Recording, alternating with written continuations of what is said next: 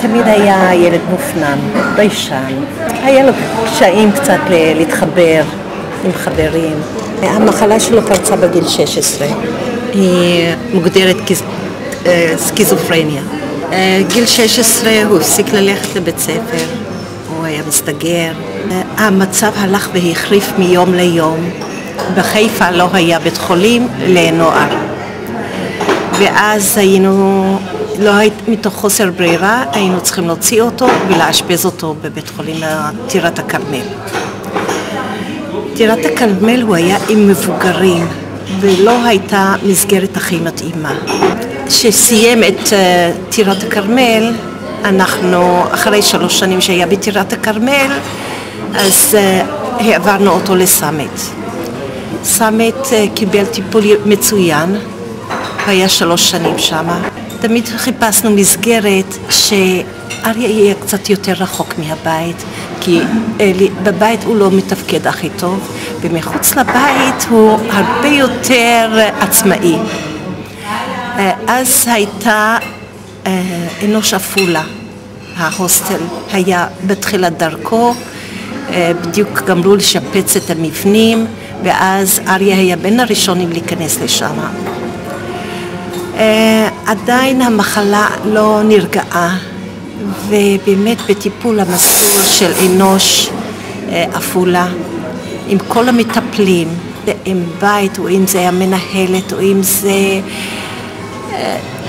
כולם כל כך עוזרים וכל כך אוהבים וכל כך תומכים, ואחר כך לאט לאט המחלה קצת נרגעה, ואריה התחיל ללכת לחוגי ציור. הוא הגיע לשילה, אני חושבת הוא כבר איזה 5 שנים אצלה, אם לא יותר, והיא פשוט מורה נהדרת, היא כל כך חמה וכל כך אוהבת וכל כך תומכת וכל כך מעודדת. אני תמיד אומרת שהמזל של אריה הוא שהוא נמצא באמת באנשים שכל כך אוהבים ותומכים, וגם המעסיק שלו, ארז ממושב מרחביה, ארז וצוף, שהם כל כך תומכים וכל כך אוהבים, והילדים שלהם גם באומנות הצילום מאוד אוהבים אותו, וכל זה תורם לביטחון העצמי שלו וכל כך מקדם אותו. בעיקר מצא את עצמו בציור. הוא למד תרפיה בציור, והוא אצל שילה. הציור שלו הולך ומשתבח, והוא כל כך אוהב את המקצוע, והוא כל כך... זה נתן לו גאווה, זה פשוט נתן לו גאווה, וכל התערוכות האלה, וכל כך אוהב את הפרסום הזה. ובאמת אנחנו אומרים 1000 פעם תודה לאל שהגיע לאן שהגיע, המחלה קצת נרגעה, קצת הרבה הייתי אומרת, ומאוד יכול להיות בזכות זה. והוא גם בנוסף לזה הוא כל כך דינמי וכל כך פעיל. בבוקר הוא הולך לעבוד במושב מרחביה, יש לו את מכון כושר ויש לו את הפעילויות של אנוש עפולה, ויש לו את האומנות הצילום. הוא בחור כל כך עסוק, ויש לו את הציורים, והוא כותב נהדר. אנחנו אומרים 1000 פעם תודה לאל שהגיע לאן שהגיע. אריה הגיע אלינו לפני 16 שנה, נכון? והוא עבר את כל התהליכים לאט לאט ובהדרגה. לא ביום בהיר אחד הוא היה מסוגל לקום ולהתפתח, הוא היה צריך את הביטחון העצמי, את הטיפול, את העזרה, אבל ברגע שהוא גילה את היכולת הזו שלו, פתאום אנחנו ראינו מה יצא מאריה. הביטחון העצמי שלו התחזק, הזיק בעיניים, ראינו את האדם פשוט קורן מאושר, וזאת התחושה הטובה שאנחנו רואים אצל אריה. אתה זוכר את הפעם הראשונה, אריה, שאנחנו התחלנו לדבר על הציור? מה עבר לך בראש? לפני הרבה שנים, 4-5 שנים. עוד לא כל כך הרבה ציורים ציירתי, אבל לאט לאט התחלתי, היה לי רצון מאוד וזה, אבל הייתי עוד מתלבט כזה. עוד לא היית בטוח בעצמך. עוד הייתי בטוח בעצמי, אבל לאט לאט התחיל הכל לזרום. ואיך אתה מרגיש שלמשל, הציור עזר לך בשיקום האישי שלך?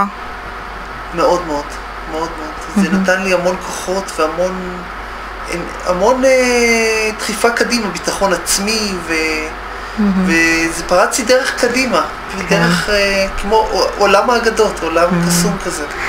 אתה האמנת למשל שפעם תציב תערוכה? לא כל כך האמנתי, אבל בסוף זה זרם, זה בא. זה קרה לך. כמה תערוכות היו לך עד עכשיו? כמה תערוכות? היו לי לפחות 4 תערוכות יחיד ועוד 6 תערוכות קבוצתיות. אני גם רוצה לציין דבר מאוד חשוב. לאריה יש משפחה מאוד תומכת. יש לו אמא, אבא, אחים, שבכל המסע הזה לתערוכות עמדו מאחריו. וזה יתרון. לא כל בן אדם זוכה לדבר כזה, למתנה כזאת משפחתית, אבל זה היה חלק בהתפתחות של השיקום, שחברו לכך גם אנחנו, גם אנשי המקצוע, גם המשפחה, וכמובן אריה שהוא המרכז של הדבר. אני מודה לכם על כל העזרה שלכם.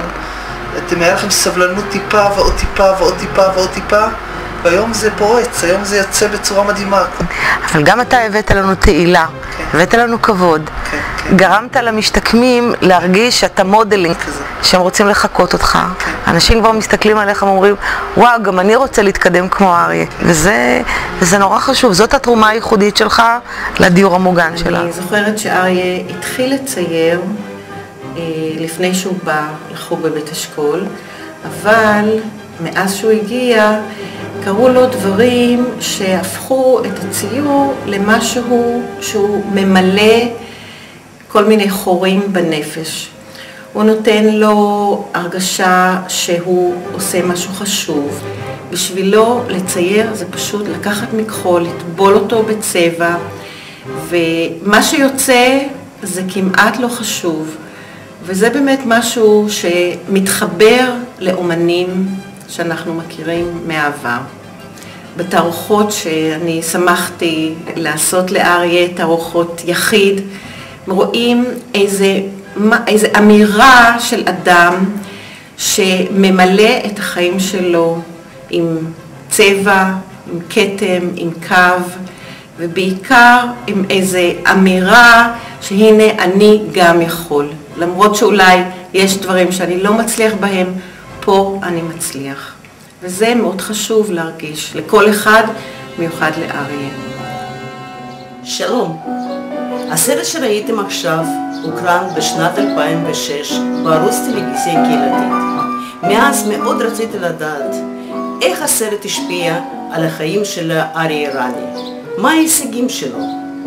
הוא הזמין אותי לדירה הקטנה שלו באנוש. גם אתם מוזמנים.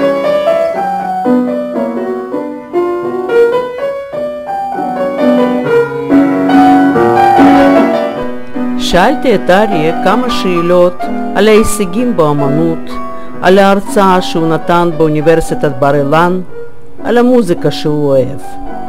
אנשים מעריכים אותי והיוזמה היא יותר גדולה.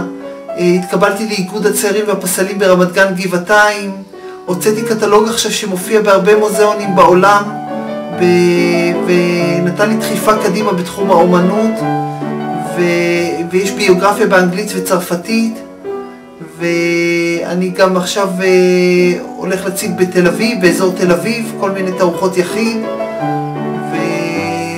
רכשתי לי המון ביטחון בקרב המקום כאן. ההרצאה בבר אילן זו הייתה הרצאה של לפני סטודנטים של עבודה סוציאלית שנה שלישית, והרציתי לפניהם על האומנות שלי ועל המקום שלי אנוש, וזה נתן לי, והאנשים התלהבו שם ונתן להם הרגשה כאילו שהם לומדים משהו מאוד מיוחד במינו. כן. הציורים היום אני מצייר על בדים ענקיים, והצבעים הם מאוד חזקים ואופטימיים ועם הרבה יופי. כן. אני מאוד אוהב מוזיקה. כשהייתי ילד קטן ניגנתי על גיטרה קלאסית במשך 5 שנים, והיום אני מנגן על גיטרה, מלווה באקורדים, מוזיקות של זמרים מאוד מפורסמים בארץ ובעולם. אני אוהב מוזיקה של זמרים ישראלים, מוזיקה קלאסית, בטהובן, שופן, שטראוס, מוצרט אני אוהב גם כן מאוד. אריה, איזה מסר היית רוצה להעביר לאנשים שבאותו מצב כמוך? אני רוצה להגיד להם שהשמיים הם הגבול, ושצריכים תמיד לבן אדם להאמין בעצמו, ושהוא יכול הכל לעשות, ובסוף הכל יצליח. בכל דבר יש בסוף סוף טוב.